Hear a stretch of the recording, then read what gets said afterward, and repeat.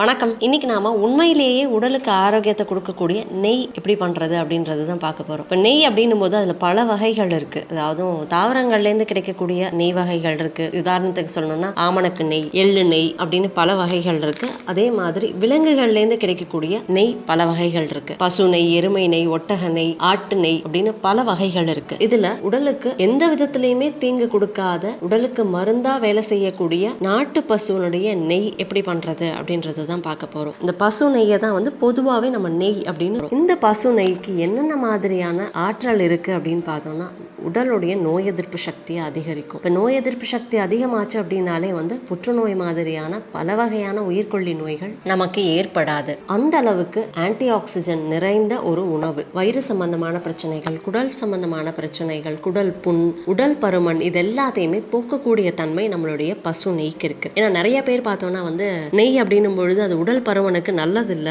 நெய் சாப்பிட்டோம்னா உடம்புடைய கொழுப்பு அதிகமாகும் அப்படின்னு நெய்யை தவிர்ப்பாங்க. ஆனா நாம இன்னைக்கு பார்க்க போற இந்த நெய் நோய்களுக்கு மருந்தா இருக்கக்கூடிய ஒரு நெய். இந்த நெய் உடல் பருமனை குறைக்கக்கூடிய நெய். உடலுடைய ஜீரண சக்தியை அதிகரிச்சு உடல்ல இருக்கக்கூடிய செல்களுக்குள்ள ஊடுருவி அந்த செல்கள்ல இருக்கக்கூடிய கழிவுகளை வெளியேற்றி செல்களுக்கு சக்தியை கொடுக்கக்கூடிய ஒரு நெய் தான் நம்ம இன்னைக்கு பார்க்க போறோம். அது மட்டும் இல்லாம நரம்புகளுக்கு பலத்தையும், சருமங்களுக்கு பளபளப்பையும், ஞாபக சக்தியை அதிகரிக்கிறதுக்கும், மலச்சிக்கலை போக்குறதுக்கும், வாதம், பித்தம், கபம் சார்ந்த பிரச்சனைகளை தீர்க்கக்கூடிய ஒரு சிறந்த நெய்யை தான் நம்ம இன்னைக்கு பார்க்க போறோம். பொதுவா இன்னைக்கு கடைகள்ல கிடைக்கக்கூடிய நெய் சாப்பிடும்பொழுது ஒரு அஜீரணம் இருக்கும், ரொம்ப ஃபுல்லான மாதிரி இருக்கும். ஆனா உண்மையான பசு நெய்யை நம்ம சாப்பிடும் பொழுது அது உடல்ல இருக்கக்கூடிய அந்த அமிலத்தன்மையை சமன் செய்து சீரான முறையில உணவு ஜீரணிக்கிறதுக்கு நமக்கு உதவும். ஹிருதயம் சார்ந்த பிரச்சனைகள் இருக்கிறவங்களும் உட்கொள்ளக்கூடிய நெய்யை தான் நாம இன்னைக்கு பார்க்க போறோம். ஒமேகா 3 சத்துக்கள் நிறைந்த பசு நெய்யை எப்படி தயாரிக்கிறது, பசு நெய்னா என்ன, அது எங்க கிடைக்கும் அப்படின்னு பல விஷயங்களை தெரிஞ்சுக்கிறதுக்கு இந்த வீடியோவை ஃபுல்லா பாருங்க. அதுக்கு முன்னாடி நம்ம சேனலுக்கு இன்னும் சப்ஸ்கிரைப் பண்ணா சப்ஸ்கிரைப் பண்ணிக்கோங்க. பக்கத்துல இருக்கக்கூடிய அந்த நோட்டிபிகேஷன் பெல் பட்டனையும் கிளிக் பண்ணிக்கோங்க. இப்போ நான் இன்னைக்கு பசு நெய்னு சொன்னேன். பசு அப்படின்றது நம்மளுடைய நாட்டு பசுவை குறிக்கக்கூடிய ஒரு சொல். பசு நெய்யை நம்ம தயாரிக்கிறதுக்கு முன்னாடி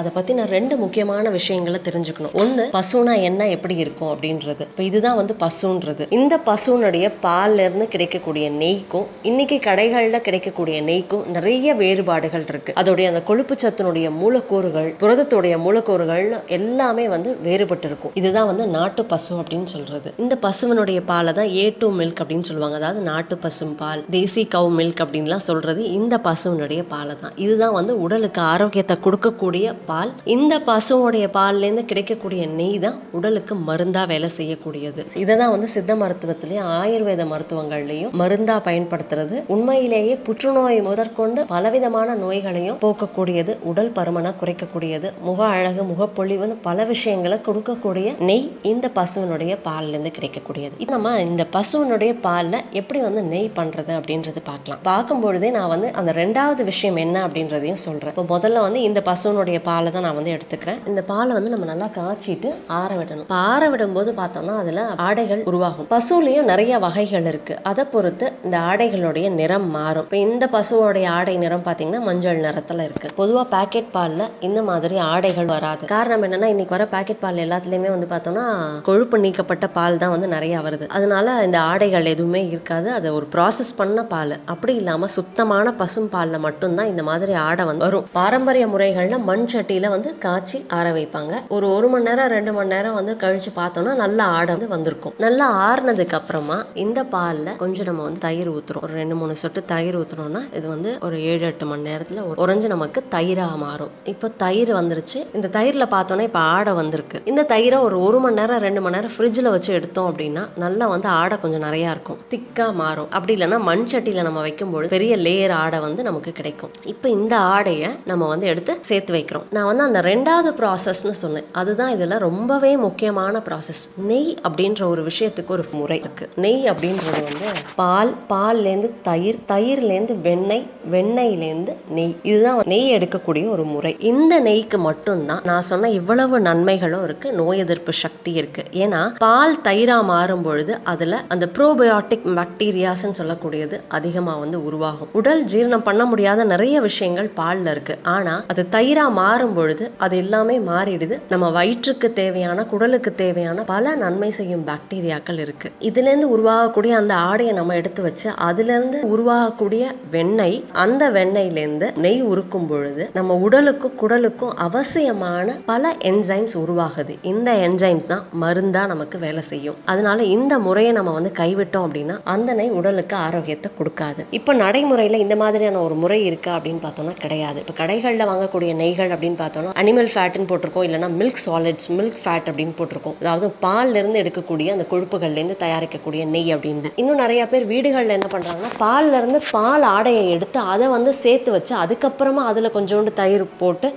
அதுலேருந்து வெண்ணெய் காய்ச்சறது. இது வந்து என்னன்னா பால் ஆடையிலேருந்து வெண்ணெய் காய்ச்சறது. இல்லைன்னா பால் ஆடையை எடுத்து வச்சு பால் ஆடையை ஒரு 10 நாள் கழிச்சு நம்ம வந்து உர ஊற்றி அதுக்கப்புறமா அதுலேருந்து நெய் எடுக்கிறது. இது எல்லாமே வந்து உடல் ஆரோக்கியத்தை குறைக்கக்கூடியது. இன்னைக்கு பொதுவாக கடைகளில் இந்த மாதிரியான நெய் எங்கேயுமே கிடையாது. இந்த நெய்க்கான முறை அப்படின்றதுல ரொம்ப முக்கியமானது அந்த தயிர்லேருந்து கிடைக்கக்கூடிய அந்த வெண்ணெய்க்கு தான் இவ்வளவு மருத்துவ குணங்கள் இருக்கு. காரணம் என்ன அப்படின்னா பால்ல இருக்கக்கூடிய மைக்ரோப்ஸ் வேற, தயிர்ல இருக்கக்கூடிய மைக்ரோப்ஸ் வேற. தயிர்ல இருக்கக்கூடிய வெண்ணெய் வேற, பால்ல இருக்கக்கூடிய கொழுப்பு வேற. அந்த பாலினுடைய கொழுப்பை சேகரிச்சு வைக்கும் பொழுது அதுல இருக்கக்கூடிய மைக்ரோப்ஸ் வேற வகையான வேலைகளை பார்க்கும். அதை நீங்க ஒரு 10 நாள் சேகரிச்சு வச்சுட்டோ இல்ல 15 நாள் சேகரிச்சு வச்சுட்டு அதுக்கப்புறமா தயிரை நீங்க அதுல சேர்க்கும் பொழுது அதோடைய மைக்ரோப்ஸ் வேற. அதே வந்து தயிர்ல இருக்கக்கூடிய மைக்ரோப்ஸ் வேற. தயிரை நீங்க வெண்ணெயை எடுத்து வைக்கும் பொழுது அது மருந்தா வேலை செய்யும். இந்த ஒரு முறையை வந்து மறந்துடவே கூடாது. ஏன்னா இதுதான் வந்து நெய்க்கு முக்கியமான ஒரு விஷயம். நெய் உயிர் காக்கும் ஒரு மருந்தா இருக்கிறதுக்கும் ரொம்ப ஒரு முக்கியமான ஒரு விஷயம். அதே மாதிரி அந்த காலங்களில் பார்த்தோம்னா இந்த தயிரை வந்து மத்து போட்டு கடைஞ்சு மேல இருக்கக்கூடிய ஆடை மட்டும் இல்லாம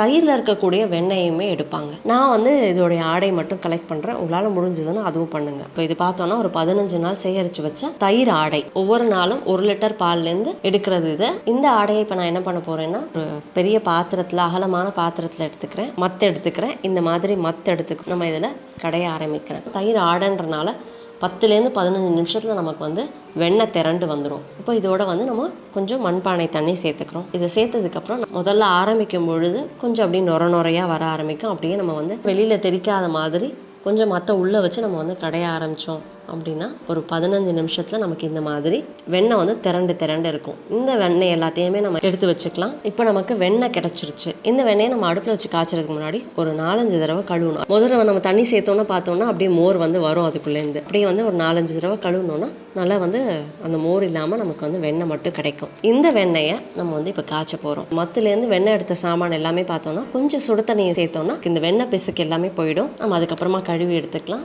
இப்போ இந்த வெண்ணெயை நெய்யாக காய்ச்ச போகிறோம். இதுக்கு வந்து அடி கனமாக இருக்கக்கூடிய பாத்திரங்கள் எடுத்துக்கணும். அந்த காலத்தில் பார்த்தோம்னா பித்தளையில் ஈயம் பூசின சட்டியை வந்து வெண்ணெய் சட்டினே இதுக்குன்னு வச்சுருந்தாங்க. இந்த சட்டியில் தான் வந்து வெண்ணெய் காய்ச்சுற பழக்கம் இருந்தது. இப்படி வந்து பாலும் தயிரும் வந்து மண்பானையில் வைக்கிறது சிறந்ததோ அதே மாதிரி வெண்ணெய் சட்டி இப்போ அடி கனமாக இருக்கக்கூடிய ஒரு பாத்திரமா நான் எடுத்துக்கிறேன். இதில் இந்த வெண்ணெயை சேர்த்துட்டு சிறு தீயில அடுப்பில் வைக்கிறோம். வெண்ணெய் காய்ச்சும் பொழுது ஆரம்பத்துலேருந்தே சிறு தீயில வைக்கிறது நல்லது. இப்போ இந்த வெண்ணெய் பார்த்தோன்னா அப்படியே வந்து உருக ஆரம்பிக்குது. இப்போ இது நல்லா உருகுனதுக்கு அப்புறம் பார்த்தோன்னா அப்படியே நல்லா குழகுழப்பா இருக்கும். அதே சிறுதியில நம்ம வந்து இன்னும் கொஞ்சம் நேரம் விட்டோம்னா சின்னதாக பபிள்ஸ் வர ஆரம்பிக்கும். தேவையானப்ப மட்டும் வந்து நம்ம கரண்டியில் ஒரு தடவை கிண்டி விட்டுக்கலாம். தீ கொஞ்சம் பெருசாக இருந்ததுன்னா இது பொங்கி வெளியில் வந்துடும். அதனால சிறுதீயிலே வச்சணும். இப்போ இந்த குழகுழப்பு போனதுக்கப்புறம் பார்த்தோம்னா அப்படியே குமிழாக நமக்கு வந்து அந்த கொதிக்க ஆரம்பிக்குது. இதில் பார்த்தோன்னா அந்த வெண்ணெயெல்லாம் அப்படியே கரைய ஆரம்பிக்கும், நெய்யாக மாற ஆரம்பிக்கும். தேவையானப்போ மட்டும் கரண்டி போட்டு கிண்டிட்டு மற்ற நேரத்தில் அப்படியே சிறுதியிலே வைக்கணும்.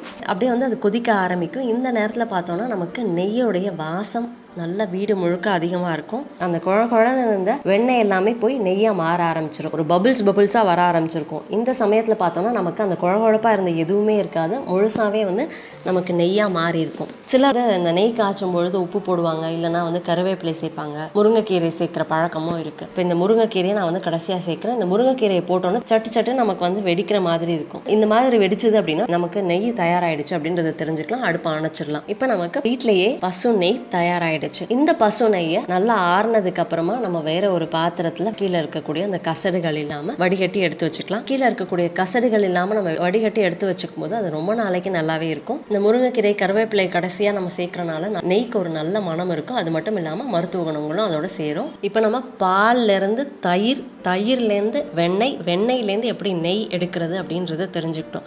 இப்ப பார்த்தோம்னா இதுதான் நம்ம கிளியரா கிடைச்சிருக்கிற நெய். இது ஒரு நாள் கழிச்சு பார்த்தோம்னா நம்ம இருக்கக்கூடிய அந்த ரூம் டெம்பரேச்சர்னு சொல்லுவோம், அந்த அறைக்கு ஏத்தாப்புல நமக்கு வந்து இந்த மாதிரி நெய் உறைஞ்சு போயிருக்கும். இந்த உறைஞ்ச நெய்யை தேவையானப்ப எடுத்து உருக்கி தான் பயன்படுத்தணும். இதை இப்படியே வந்து நம்ம பயன்படுத்தக்கூடாது. எப்போ தேவையோ அப்போ வந்து சின்னதாக ஒரு கிண்ணத்தில் எடுத்து உருக்கிட்டு அதுக்கப்புறமா நம்ம வந்து சுடு சாதத்தில் பிசைஞ்சு சாப்பிடலாம். அப்படி இல்லைன்னா சூடாக இருக்கக்கூடிய இட்லி, தோசைக்கும் நம்ம வந்து சேர்த்து சாப்பிடலாம். உடல் பருமனை குறைக்கக்கூடிய ஒரு சிறந்த நெய் இதுதான். நாட்டு மாட்டு வளர்க்கக்கூடிய ஒரு சில கோஷாலா மாதிரியான இடங்கள்ல மட்டுமே இது வந்து கிடைக்குது. ஆனால் ரொம்ப சுலபமானது என்ன அப்படின்னா, பசும்பாலை நம்ம வீட்டில் வாங்கினா நம்மளே வந்து ஒரு மாசத்துக்கு நம்ம வந்து 3/4 லிட்டர் நெய் அதுலேருந்து எடுக்க முடியும். அதனால ரொம்ப சுலபமானது இந்த வழி தான். இந்த நெய்யை பிறந்த குழந்தையிலேருந்து வயதானவர்கள் வரையும் எல்லாருமே எடுத்துக்கலாம். எல்லாருக்குமே உடல் ஆரோக்கியத்தை கொடுக்கும். உடல்ல இருக்கக்கூடிய எல்லா கெட்ட கழிவுகள், கொழுப்பு எல்லாத்தையுமே வந்து நீக்கி நம்மளுடைய செல்களுக்கும் உடலுக்கும் தெம்பையும் சக்தியையும் கொடுக்கக்கூடிய ஒரு சிறந்த நெய். இந்த நாட்டு பசுவனுடைய நெய்யை ஒவ்வொருத்தரும் வீட்டில் தயாரித்து பயன்படுத்துறது சிறந்தது. ட்ரை பண்ணி பாருங்கள். இந்த வீடியோ பயனுள்ளதாக இருந்ததுன்னா லைக் பண்ணுங்கள், மற்றவங்களுக்கு ஷேர் பண்ணுங்கள். நம்ம சேனலுக்கு இன்னும் சப்ஸ்கிரைப் பண்ணலாம், சப்ஸ்கிரைப் பண்ணிக்கோங்க. பக்கத்தில் இருக்கக்கூடிய அந்த நோட்டிஃபிகேஷன் பெல் பட்டனையும் கிளிக் பண்ணிக்கோங்க. தேங்க்யூ.